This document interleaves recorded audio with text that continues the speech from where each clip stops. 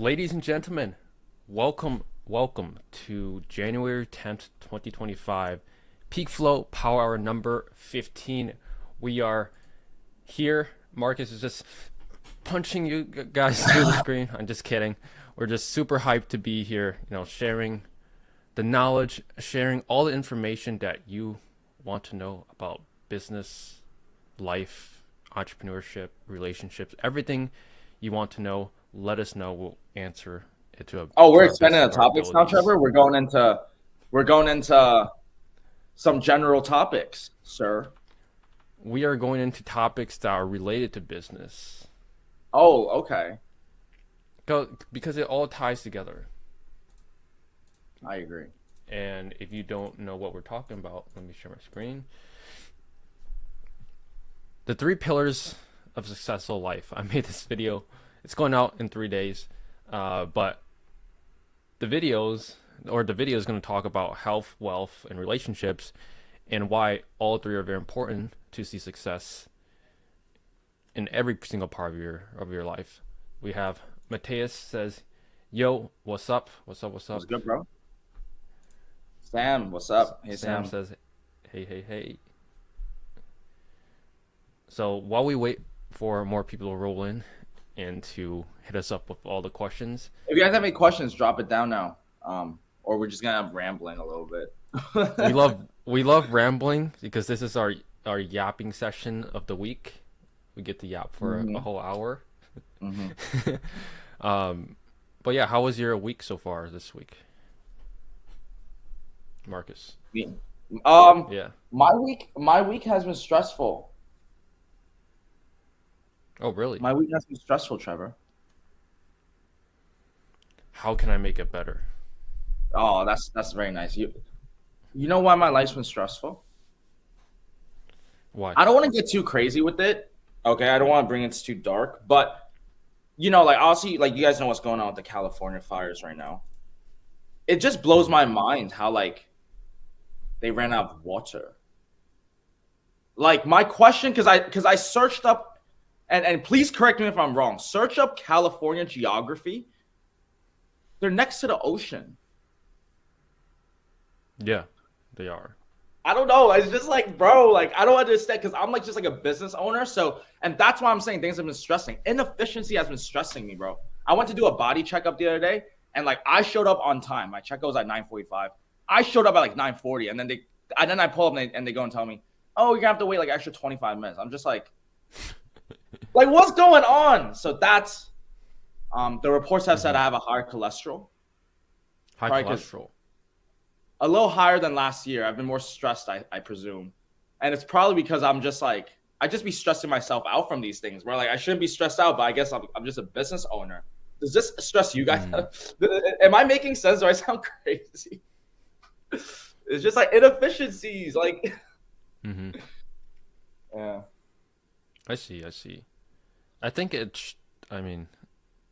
most people, or just yesterday, I was talking with someone that they said they were actually happy that California's on fire. It's a deep topic, but they were like, burn all the people in Hollywood, burn all, like, it's like people, you have people on both spectrums.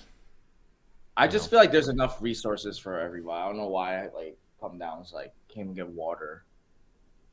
Like, bro, we pay 45% taxes, bro. Or at least like I'm in New York, I fucking pay OD taxes. Time to move out. Dubai? Yes, I love Dubai, even though I haven't been there. I told you about the Dubai citizenship though, remember? Remember I asked that accountant? Yeah, I think it's all possible because Is it really? You could get Dubai citizenship?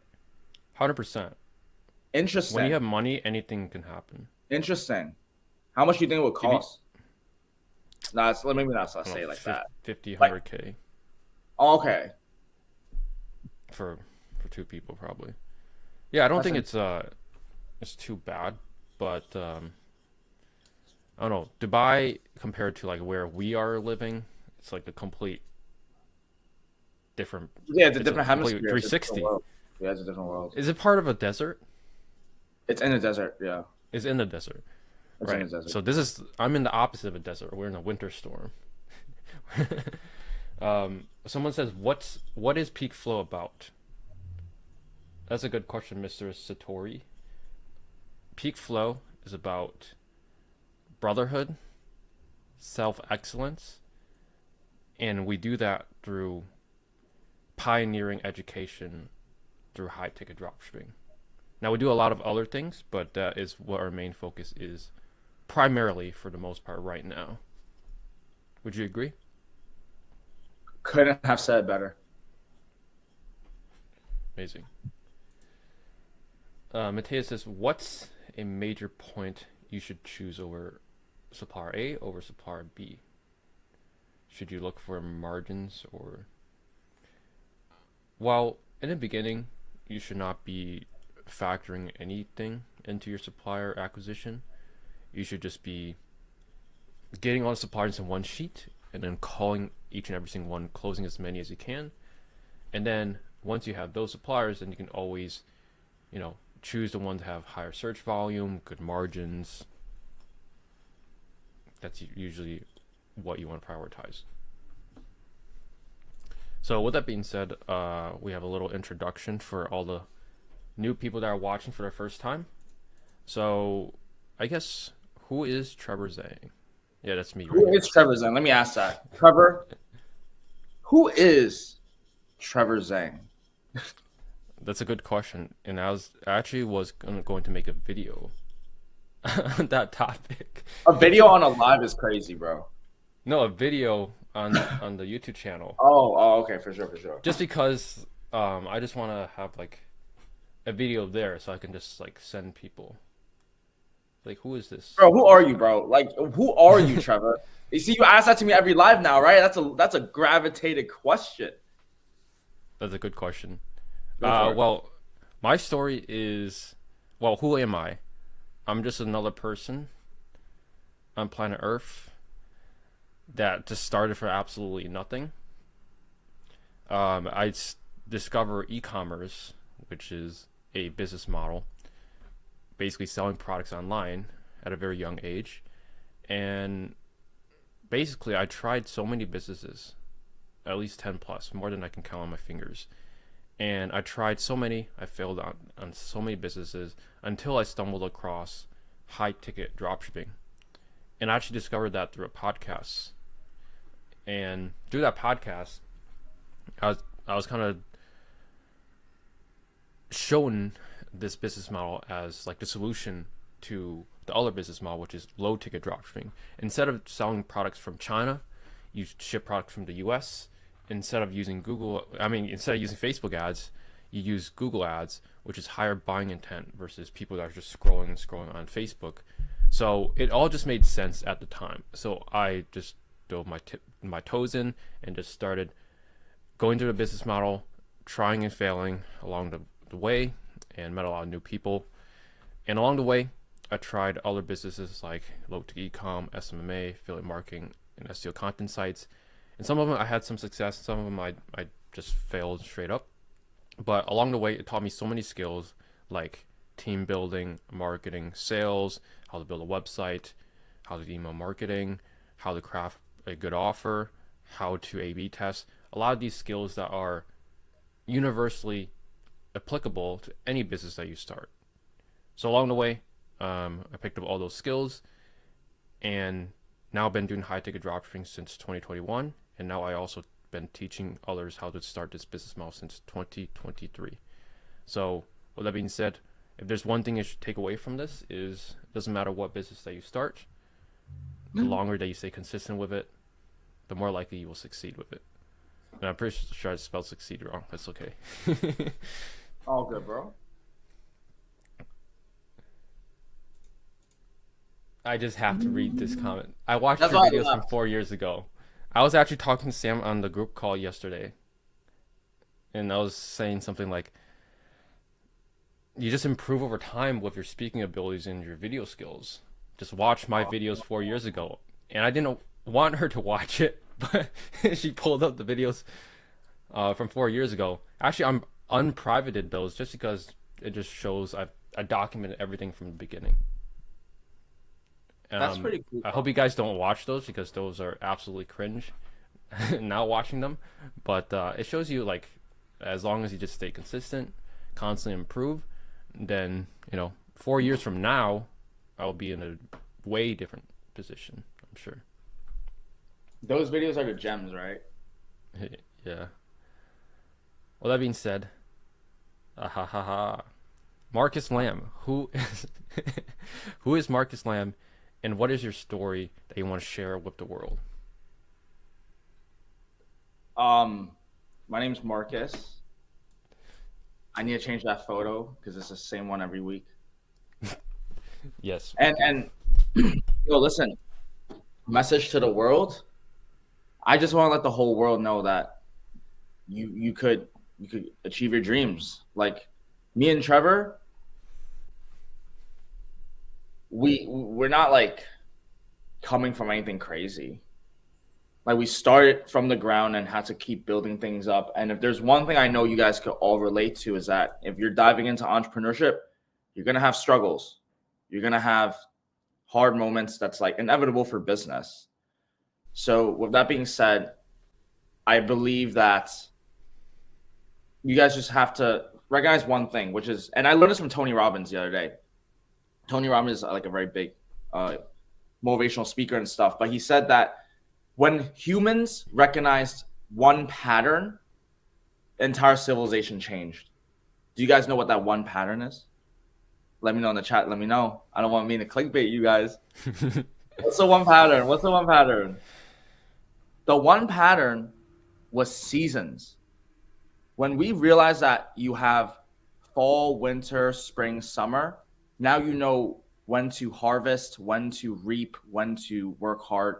And I wanted to say that because that was a really good representation of my life. I feel like everyone has seasons, and what you guys see on that screen, that was just purely like one of my seasons of, honestly, that was like my springtime. Like going to school and learn and like that traditional route, like that was, I feel like I was like a baby now, and like it took a long time, going through many seasons, but now here I'm at sharing with you guys what we know and learned from High to Get.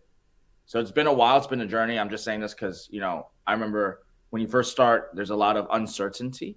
So just remember, now is not forever because, things change fast. You just have to know which season of life you're in, and everyone's going to have a winter season. And Trevor, I know I'm sure you had like your tough ass times too, like your winter arc.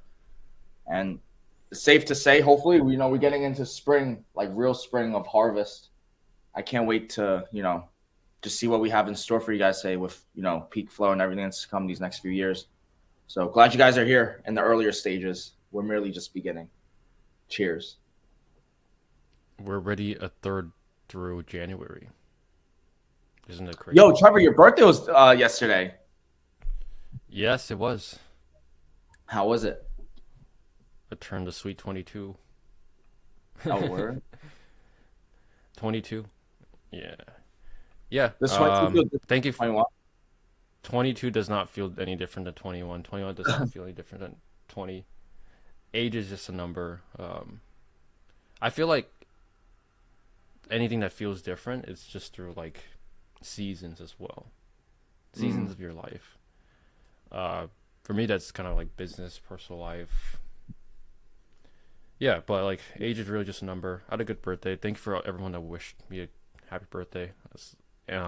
If I listened to Marcus's story where I had to take a shot for every person that DM'd me, I would have to take like 30 plus shots. And good thing I escaped that. I'm gonna do 300 push-ups instead.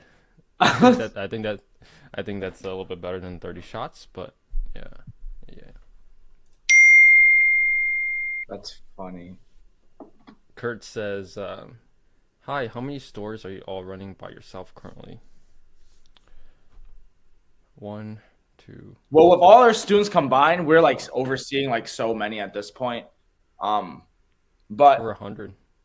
But like my personal recommendation, because I'm like the guy that goes in like every fucking direction. It's like, yo, bro, sometimes focus on like 1, maybe 2 if you're really about it, but like, and just keep growing that. Like that's the best bet in my opinion. Yeah, I mean, we both have one primary store that we try to run, and then Exactly. we have like some side chicks, on the side. Side stores. Keep Side it stores. PG, Trev. Um, Social media makes it easy to dehumanize people because they think of them as a group. Each of those people is a person with kids, family, and life, etc. Do you agree with this? Mm-hmm. Mm-hmm. It's a sad world we live in. That's what I was. Yeah, that's what I meant. Like, Yeah, it is kind of sad at the same time. Like, logically speaking, there's not much we can do about it. So you just live and improve. Just do what you can control. That's what I'm trying to say. yeah. I think like it can be morbid to talk about stuff like that, but at the same time, I think the answer to it is like we all just have to work together. Like, just have to Mm-hmm. try to do your part and share with others. Yeah. And I got an Instagram comment says, "Do you have a community and how can I join?" Yes, we have it linked on every single YouTube video. You can join the school community. Alex says, "Trevor's the best ecom guru." Thank you very much. Uh, Hello from Sri Lanka. Another person says, "How has making this type of money affect your romantic life? In a good way, that is. Do you have more options?"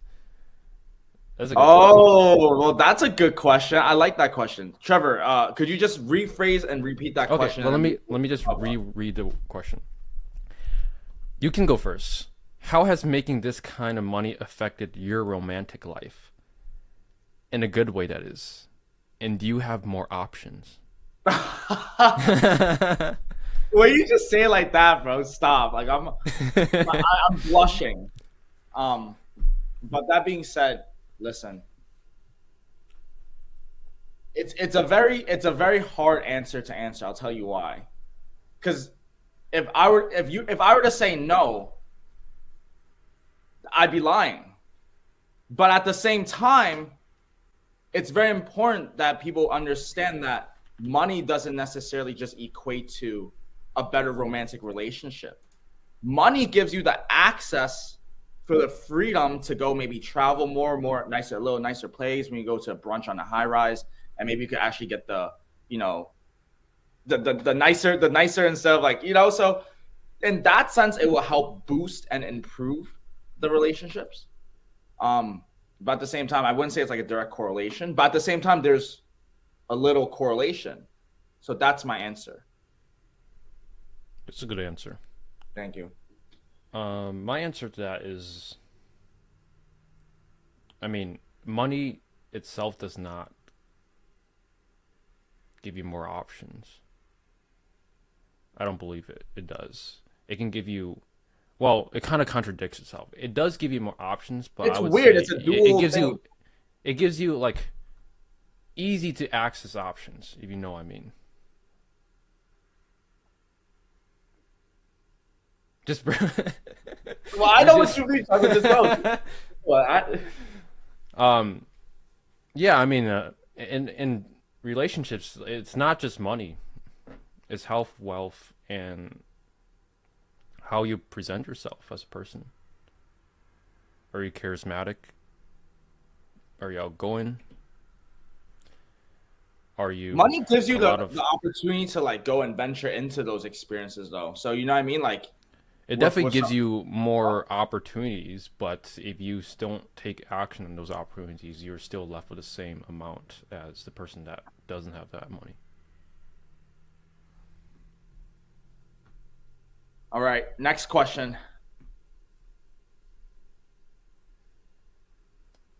Let me see. Hey Trevor, wish you had a happy birthday. Thank you very much. Hope you had a very hope that goes very well for you. Question: after how many days should we do a follow-up call? How many days should we? For suppliers, you want to do one every 1 to 3 days. Jill says, "Yo, happy birthday. Thank you very much."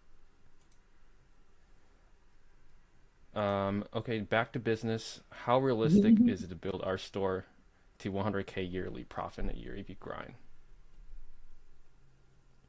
100K year profit is just 8,333 a month. Mm-hmm. And realistically, you can get there your first year. And I think quite a bit of people do get their first year. And even if you don't, most people get their second year, if not. I think the first year is just a lot of trial and error and learning business because if it's your first business that you ever run, gosh, you're gonna learn a lot of things. Yeah. How to do marketing, how to read the numbers, how to build a team, how to talk to suppliers, how to build a team. A lot of these Website skills, design. yeah. And even if you don't make the amount of money that you want, the amount of skills that you learn in a given year, no college degree will ever teach you. And I was talking to someone on our team. He's going to college for business, and on his exam, he was asking like, or there was these like marketing questions, and it's asking the most weirdly worded, most illogical way to ask questions in the marketing space. It's like you make everything sound 10 times more complex instead of just asking the most straightforward question. I think that's how just college is in a nutshell.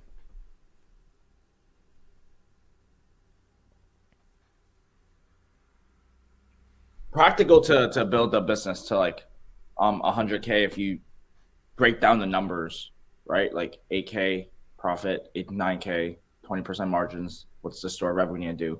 Which products do we need to sell with these numbers at X amount of quantity? So that's my take on it. Yeah, I think it's very important to not focus on that 100K yearly profit goal and just work on Skill learning the set. skills, and then the money always automatically comes afterwards. Amen to that. Amen, man. Cash says, "What is the cost to join the academy?" You could join the free school community. Link is in the description. If you want to join the coaching program, you could book a call, and we can talk about pricing and what option best fits you. Nice. In terms of wins this week, we had Tyreek with a $2,000 sale. Tyreek's Nice. actually been in the program for a little while, but he's actually been facing payment processing issues. Mm. So he had to look for a new payment processor, and then he did find a new one, but it took him a little while. And after he found his payment processor, sales would just start coming in. From what he said, there was a lot of leads, $10,000, $20,000, $30,000 leads that were just begging to order from his store, but his payment processor wasn't working. So probably by end of the month, you will have some more 20K, 30K orders coming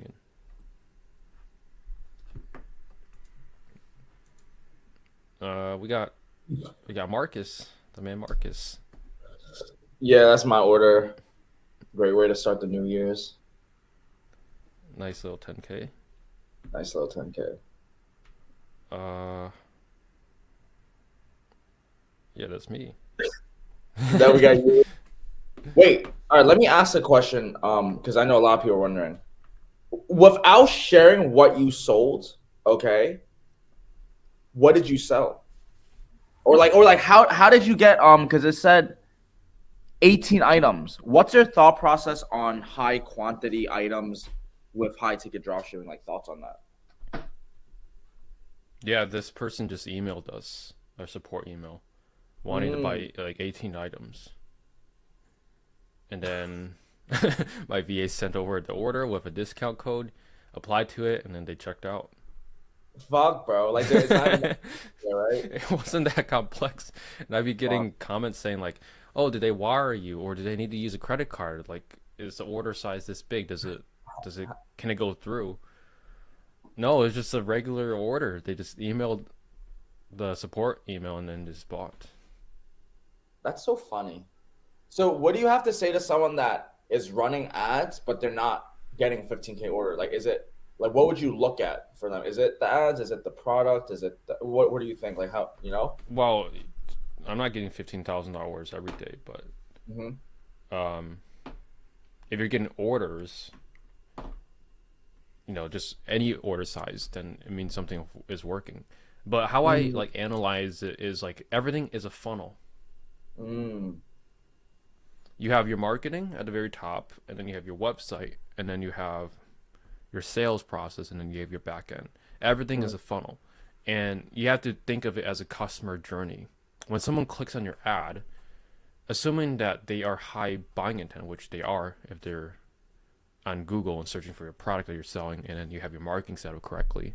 If that is all correct, right, everything is correct on the ad side, and you're not making sales, it's not the supplier. 99% of the time, it's not the supplier because you probably have a good supply with brand demand. Let's just say a big supplier that a lot of people have, Mr. Cool. They have like 30,000 or 20,000 search volume. And Mr. Cool, they make like HVAC systems, 10,000, 5,000, 20,000. Why are some people selling tons of those, and why are there some people that are struggling to even sell one? What difference does that person have versus the person that's struggling? You have to analyze it on every single part of the funnel. Starting with the mm. ad. Is their price the same as you? Okay, they are. Now, on the shopping ad, what do they have better than you? Is their title more optimized? Do they have a better image so they're getting more clicks than you? Um, do they have reviews on the ad? Do they have free shipping by January 9, 2025, or free returns for an offer on the ad? You have to compare every single component because at the end of the day, what customers are doing are just comparing offers. And whichever offer is more compelling or is just straight up better, they're going to buy. Now, not every customer is going to do that, but the better your offer is, you're going to convince more customers easily to just go and buy from you than to compare shop from 5 other retailers. So that's in the marketing side. Then you have the website. Okay, website. Do you is your price the same as everyone else's? Okay, assuming that is correct. Do you have reviews? Um, do you have images, videos, descriptions? How well is your description written? If yours is better than your competitors, that's plus one aura for your store. Um, you just have to have more advantages on your business than someone else's. So, do you have an offer? Do you have a free gift? Is your email marketing better? All these little components make up what makes your store better than someone else's. Yo, Trevor, I have a quick question from that. I- This is just honestly like probably wouldn't apply. I don't know. Would you? Would all of that stuff matter if, let's say, like you have the best optimized descriptions, best title, best image, SEO, all that funnel, it's cleared up, right? That's option A. And then option B is like less optimized, but option A is like higher price. You think price reigns above all optimizations? Or you get what I mean? Like, what if I do optimize everything, but then I don't follow map pricing? I want to charge like an extra $300. Do you think is that like a It would it does, make sense? but there's no perfect scenario, or there's no perfect way to determine if your price is higher but it's more optimized versus, especially if it's the same product. It's hard to Right? compel that value. You can only compel it so much. For example, if you sell, if two people are selling the same desk, one is selling it for 2,000 and you're selling it for 3,000, but you offer a free gift, free Yeah. installation, free white glove. Okay, those are value propositions, but is it Mhm. worth $1,000 more than the competitor? Is it? Likely no. Sometimes. But Okay, sometimes okay. what you can do is, for example, if the only way to do that is if there's no map. I think it's better to do that when there's Mm, no map. So, for example, $2,000 table, good and you're strategy. selling it for 2,500. Okay, now you could do free assembly and free white glove. Value it as 999, but internally it only costs you 300. So that way you make an extra $200 profit, but you're valuing it at $1,000 more. Hmm. So it's all these mind games in some ways. I like it. Love that answer. That was great. It's how you perceive yourself Perceived and your value. offer. Yeah. But I feel like I didn't really learn this or know this until I started PeakFlow, because I learned a lot of this through funnel building, you know, sales, marketing. So it all applies to e-com in business in general. It doesn't matter what skills you learn. Um, because at the end of the day, if you have good marketing that's targeted to the exact product that you're selling, people are gonna buy. You're showing them what they already want. You have to always remember that. If people aren't buying, it's likely not your ads or the suppliers. It's your offer, website, or your sales process that straight up isn't good yet. Yeah. But okay, wait, Trevor.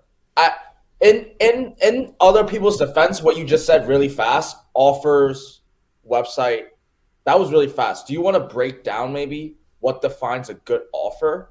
Because I feel like that's the core of it. Like in Yeah. high tech, what's a good offer? Well, in high tech e-commerce, selling the same products as everyone else. Take the table example.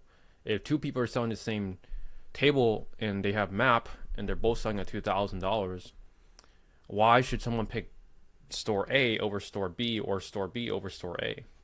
Mm, Looking at it at face value, what I would do is, if you're struggling to make sales, pull up your website, split screen it with your competitor facts. that's making up all the sales, and compare it line by line and see where, like, ask yourself, and you cannot be biased, where are they better than you on your store? Sometimes it's not even just the offer, because two people could have free white glove, but one person displays it a little bit better. Like, someone could Mm, hide it as a little checkbox next to add to cart, but someone could literally blast it on top of their announcement bar. Like, two people could have the same offer, but displaying it and like getting the customer to know it is also different. Because people don't read, people are blind, and people are lazy. So you have to make it quite obvious a lot of the times, so people know your offer. well said. Nice. Are there any questions from others? I don't know. Got some questions on Instagram. What do you guys think about warehousing items is not necessary at all in the beginning or maybe down the line? In my opinion, it's not necessary, but if you find a bestseller or good selling products, then it is worth warehousing, because you get better margins than your competitors, and you get, if your competitors run out of stock and you have stock, boom, you own a monopoly essentially.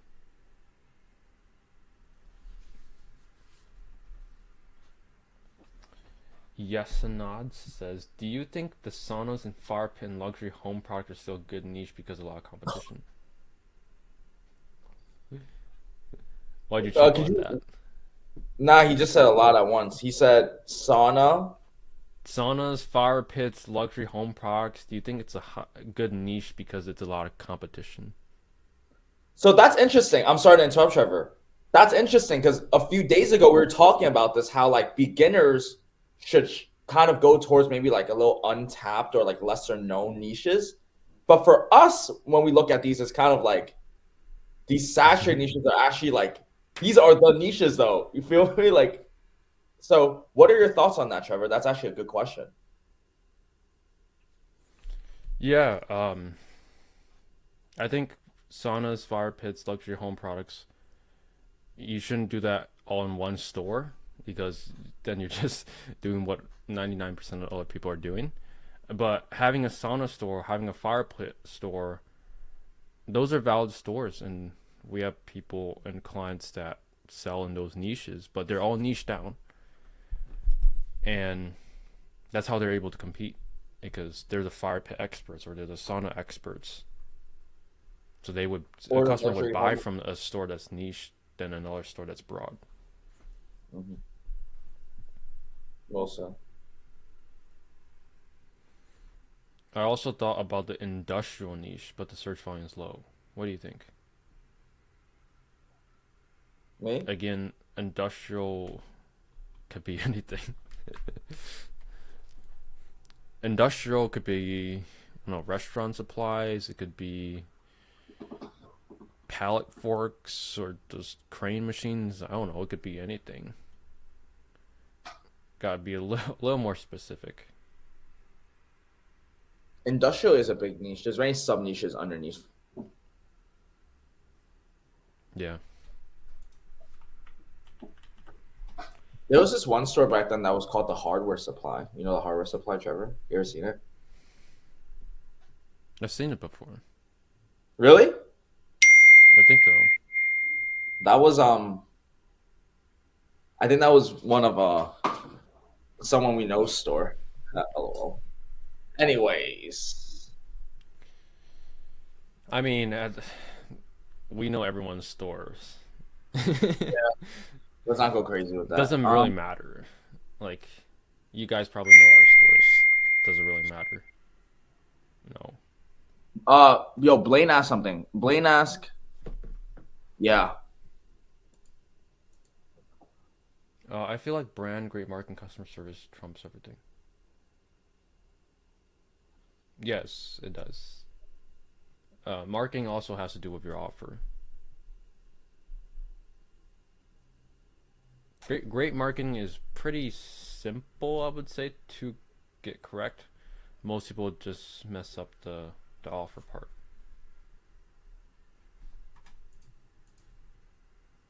After coming first order on Shopify, can we withdraw the money direct to supplier? When you get your first order on Shopify, it should automatically go to your bank account within 3 to 5 days normally. And then if you have a credit card, you could pay then and there, or you could wait for the money to come and then you could use your other card, not credit card, or debit card. Will you verify the niche selection for dropshipping under PeakFlow subscription? If you're talking about the PeakFlow Academy, that's just group coaching. No niche selection. That's just in the one-on-one coaching program. Does white labeled item work? Yes, it does work. White label meaning you have to create your own brand, but you still can sell the supplier's products. That can work, definitely. You just have to rely on generic keywords instead of branded keywords.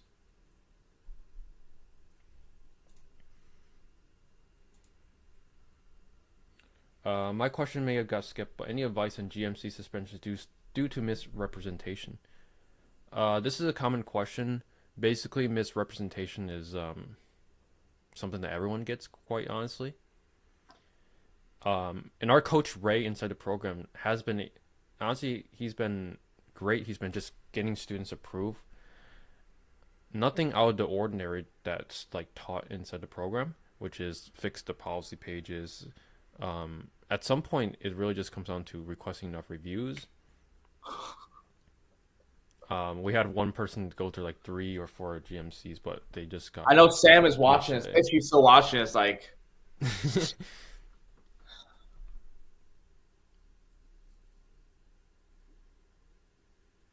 Yeah, the guy yesterday that his GMC got approved, it took like a little while for sure, like four GMC accounts, but finally. That must have been a great feeling. I mean, it sucks that people have to go through this, but at the same time, it does keep a lot of people out because a lot of people do get out once they face a GMC issue. So that's a good like thing once you get past it, right? It's good in bad. Yeah. But I wish it would just be more straightforward and you can talk to someone. And Sam's like, I'm on account 4. At least it's not account 40. Sure.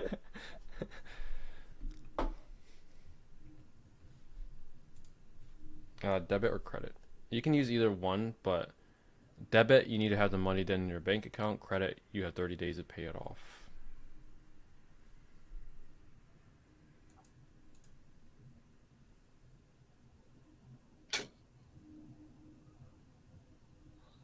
Yeah, I mean, Sammy watched the recording from yesterday. Um, what I put in the Zoom chat yesterday is those little things that did help that guy get approved on this merchant center. I'll see. Let me pull it up so we can read it. I'm so bullish on it's like the .shop, the domain thing, but like I don't know. So we basically tried everything. I told him to remove the 0% APR and announcement bar. I told him to make the phone number clickable on the product page, move the shop page to above the price, and then remove the seller checkout, remove the LLC name from the location on the footer, and also you could try removing mentioning no sales tax. That was the last like steps I told the person to do before requesting a review, and he got approved. Nice. So I don't know, one of those 5 things worked, but at the same time, I was struggling to find mistakes on the site, so I just told him to try these 5 things.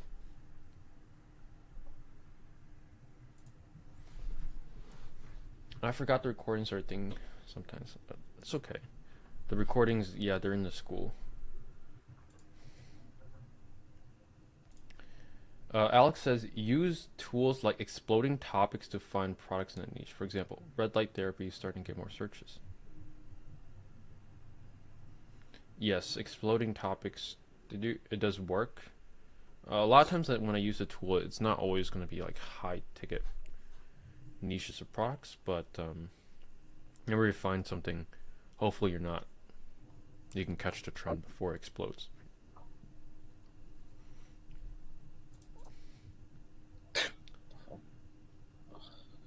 So basically, we are going to take the debt from the bank, and then when the delivery is completed, we can withdraw from our money and get rid of the debt.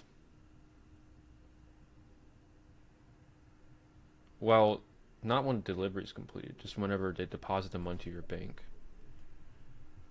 Well, and yes, I guess you are taking on debt if you're using credit. You just have to use credit responsibly. If you know money's coming in, then it's pretty educated. Yeah, I agree. Yeah, I was talking to someone over the weekend, and there's like a lot of people don't even have a credit card, and they're like 22, 24, 26, and they have zero Dude, credit history. search up the stat of how many people don't have like $1,000 on their savings or something. How many Americans? I think that's like 46% or something. I think it's just right under half. I wonder how significant that data is, like how accurate it is. Hey, the IRS knows everything. I'm sure. Yeah.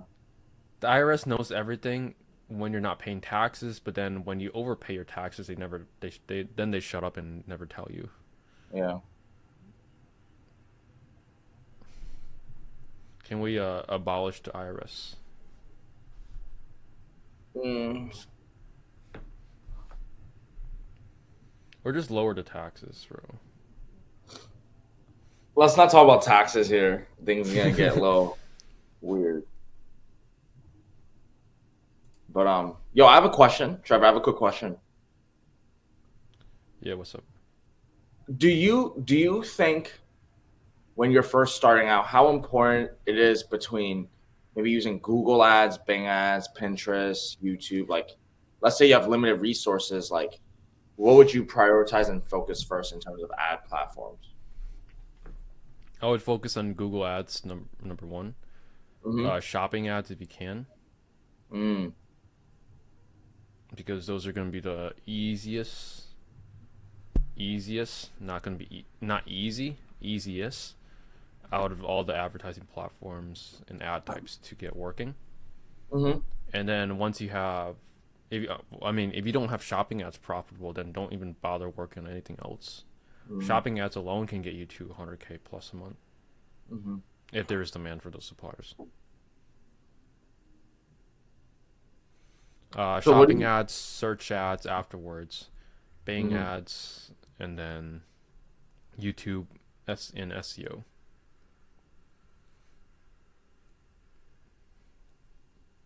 And then Facebook ads as well. Mm-hmm. In that exact order is how I prioritize things. Okay. How do you expand more if there's low branded search demand on some suppliers? More. What would you do? Yeah. Yeah, if there's not much brand demand, then okay. So start with brand demand first because that's like the fruit on the tree. You just pick it off. It's Mm-hmm. easy. Mm-hmm. So take that brand demand from Google Shopping, Google Search. Take that demand from SEO if you can. Just take all the brand demand that you can. Once you are maxed out, then you have to go up the funnel, which is no brand, which is generic keywords. Mm-hmm. So you have to run high campaigns. And quite frankly, high campaigns do work. My high campaigns are starting to convert now, but it's been running for a couple months. They're starting to convert profitably. And you have to like raise the bids slowly, do a lot of keyword sculpting, and then you'll show up for the Oh right my search god. terms. But that's how you scale a brand without brand demand. Is you have to go slow with the high campaign, do a lot of sculpting. Eventually, you'll show up for the right search terms, and then that should convert, assuming your offer is good. And only do Mm-hmm. that with a map brand because non-map brands it's very difficult to scale. Mm-hmm.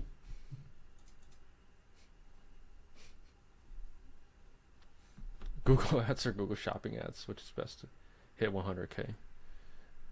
Google Shopping ads are still Google ads, but Google Shopping ads, uh, number one would be the best way to hit 100K.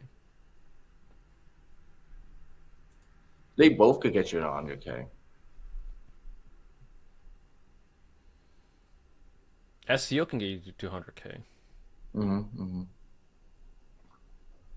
We have a person in the program that's just doing SEO on her store, doing over 100K a month. I'm sure if she stopped paid ads, she would still get 100K a month. That's how powerful SEO is. Yeah.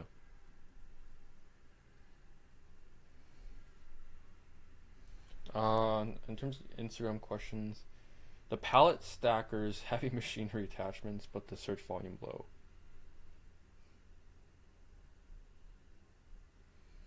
Yeah, if there's low search volume, not really much you could do about it. Email. You could Email cold outreach. email. You could go knock on doors too. Yeah. It's just like, what's the best use of your time? How can you scale this? Um, you could do a lot of different ways of marketing. You could send mail.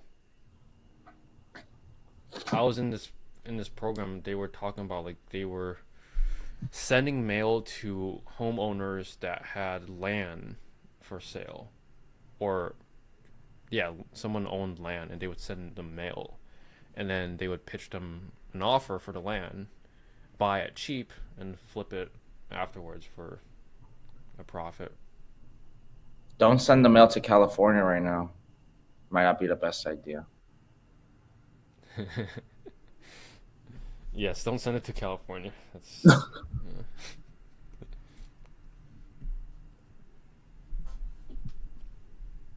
Jill says, I'm starting off very fresh. When is the right time to contact your first supplier? The right time to contact your first supplier is after your website is done. Because at that point, you have a something presentable to your future suppliers on what suppliers would look like on your website. For me, I agree with Trevor. Like, probably have a website first and have something presentable, and then go and contact a supplier. But if you call them without a website or anything, it's kind of like if they ask you like, oh, can I learn more about you? You kind of get hit with like point blank of like, I got nothing. You need something to show them. Mm-hmm. Yeah, yeah. Is there any way to find keywords that are B2B related? to go after those B2B sales. Yeah. So any search terms that show up in your keyword search terms in your ad account, any search terms that show up in Keyword Planner, any search terms that show up in SEO tools like Ahrefs or SEMrush, those are like keywords you could target. But most of the times you can't really tell what are B2B keywords and what aren't. Obviously, if it says for businesses, that's pretty B2B. But a lot of times the search terms are very similar to normal residential search terms, like buy sauna or buy pallet forks. They're still going to type in the same searches. Just because they're business, most of the times they don't search anything different. Yo, Trevor. Mm-hmm. Let's say you're a complete beginner. Okay? How would you go about, or like what would you do in the next week? You're starting off complete zero. What's your first step? 1, 2, 3. What's my goal? Your goal is to get your first high-ticket dropshipping sale. And what's my budget? Your budget is $1,500. Okay. And I have to do it within a week. No, you have to do it in a week. But what would you do? I could do it in a week. What would you do I could in do the it in a first week, but what would you do? What would you do? What would you do? yeah, that's a good question. $1,500, I would form an LLC if I don't have one already, because that takes a little while. I'd set up a credit card. I would probably get an American Express Blue Business Cash card. Relatively easy to get approved for. When I got approved for, I got a $15,000 limit. Not everyone gets a high limit, but you really only need, $5,000 or $10,000 limit. And the reason why I picked that card is because you have 24 to 36 months. Now the promo does change from time to time. You have a year to a year and a half to pay off the card, the balance. Now, I'm not telling you to take on debt, and I'm actually anti-debt. I agree with a lot of what Dave Ramsey says. Just don't take on debt if you don't have to. But the reason why it helps you in the beginning is because as long as you do things educated and you have income coming in, then it's like very hard to fail, and you only use that as a tool to help you propel forward. So I would take, shameless plug, the free school course that we have on school. And then I would start building your high ticket store. You're definitely going to fail because you're doing it alone in the beginning. And that's why we have the community, so you can ask questions when you're stuck. Ask us questions. Post in the school community. Like, we have 4,500 people and we barely even get questions. Are you struggling or are you just not trying? I'm doing my part. I check it once a day in the morning. I answer everything I can. I check it. I approve new people to the community. Yeah. Yeah, go to a free school community, build a store, ask questions, and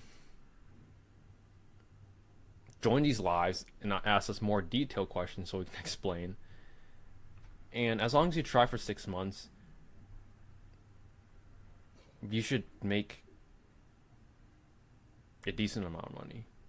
Not like life-changing money, but I would say if you seriously try for 6 months, you can make 10,000 profit to 50,000 profit. But to be honest, Trevor, the thing is, life-changing is such a variable term because for some people, getting an extra 1,000, 2,000 a month is life-changing though. Like, what would an extra 1,000 to 2,000 on top of the area income look like? It's actually like it's not crazy. Like, it's not out of the ordinary, Yeah, I'm not saying 1,000 or 2,000 isn't life-changing. I'm just thinking. I was just positioning it as life-changing that it can replace your 9 to 5. Because 1,000 to 2,000 likely cannot replace your 9 to 5. Agreed. But it can add extra income for you to invest into your Roth IRA your retirement, savings for your kids, your college funds, anything you want, future vacation, anything you want. But yeah, that's how I would do it. Nice. Someone says, how many campaigns you run in Google Ads? If you know our Google Ads strategy, we run 3 campaigns per brand. So if you have 100 brands, you have 300 campaigns. Mm-hmm. Which sounds ridiculous, but that's how it is. Mm-hmm.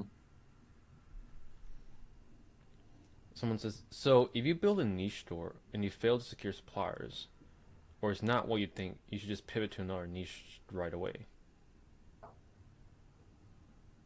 I haven't seen anyone like meet what you just said right there. Failed a store because they failed to secure a supplier, or it's not what you think. Yes, you cannot know the whole niche before you start, but most of the times you can secure suppliers. I haven't seen someone that absolutely can get 0 suppliers. That just hasn't happened. There's always a supplier in every industry or niche, right? Authorized dealer programs and stuff. Yeah. There's always suppliers. So no point of having a general store at all to secure all kinds of different suppliers. The only point of having a general store is so you can just test all the different niches and then find what works. Because if a supplier works on a general store and it sells really well, then you have a gem. Because a supplier working on a general store is very unlikely to work. Unless there's 0 competition, ton of demand, people just want that brand, and you just happen to be selling it and nobody else is. If that's the case, take that supplier, make a niche store, and you're gonna definitely double or triple your sales just because your store is niche, and you can just focus all your energy and effort into one supplier in one niche.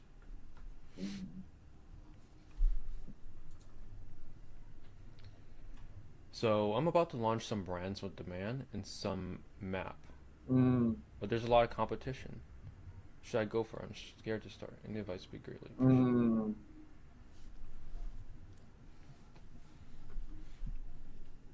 There's a next Yeah, message. you should start. Scared because I'm not from a wealthy country, so running ads costs me nearly 4 times more than it does for people in the US.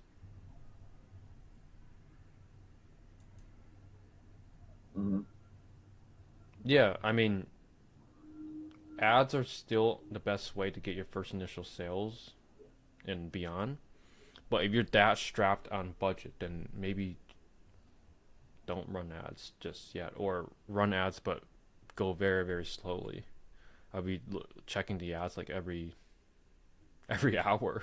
Yeah. If I were in your same shoes, like any keyword that's in the wrong place, I would be keyword sculpting that immediately. And let me just add low. I just want to also add like maybe a sales process. Yeah. Like just making sure you have the sales system. Get the 1-800 number, live chat. You have to make sure the money that you get the lead come in, capture their info immediately. Yeah, capture the info, and then any lead that comes into your pipeline, you should either get a yes, I'm interested in buying, or no, I'm not interested in buying. And you should chase them down until they tell you yes or no. Not quite literally, but like you have to have that mindset.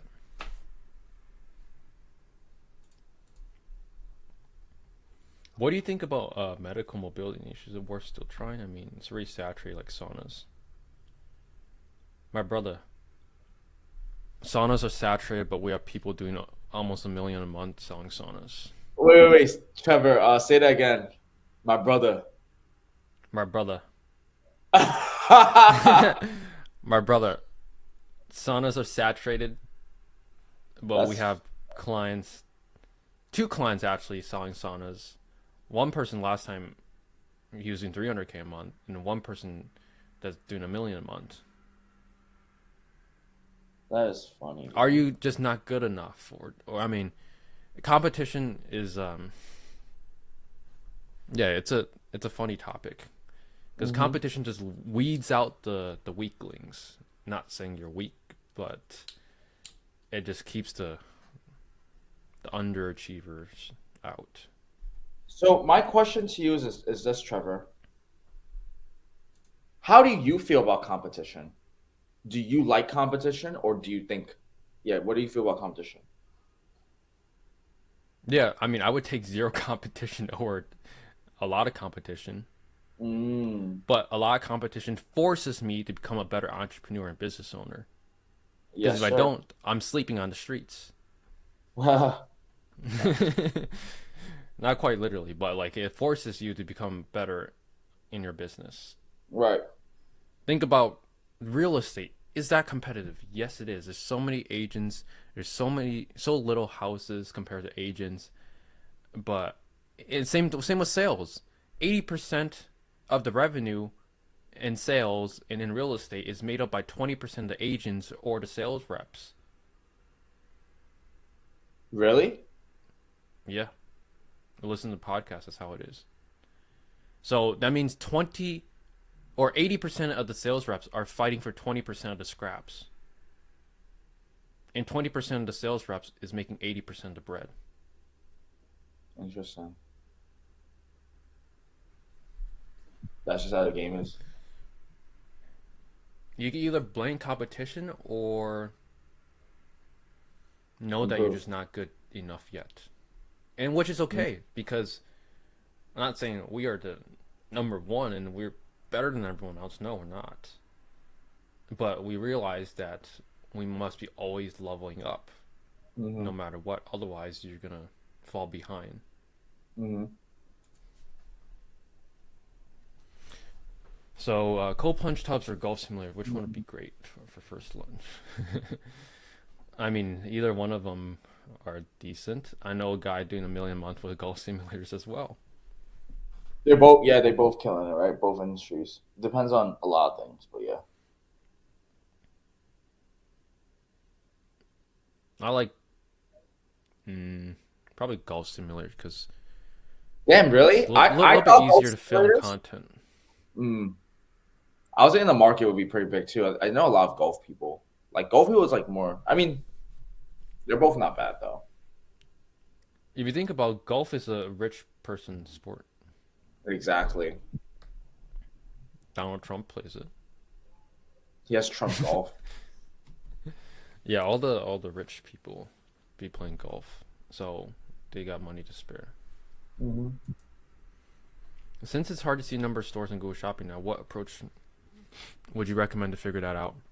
It's not impossible to see how many stores. What you have to do now is once you find a listing, you have to click on compare prices from stores, then take your mouse, select it from the top, go all the way down, and copy all the stores, and then take that, put into ChatGPT, ask it how many unique stores are there, and it'll tell you. It's a little annoying, but it still works.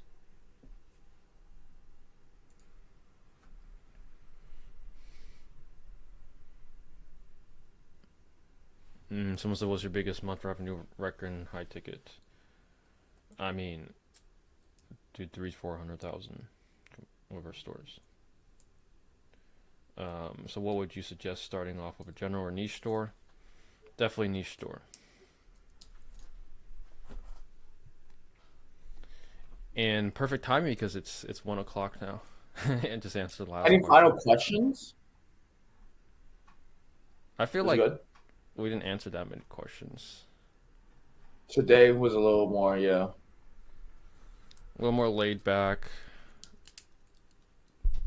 less yapping. There's one more. There's a few. There's one more. My free listings aren't showing up.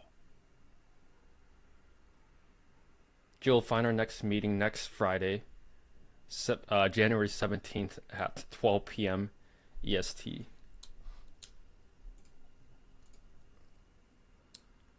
Yeah, basically every Friday. Every Friday, 12 p.m. 12 p.m. EST. My free listings aren't showing up with shopping.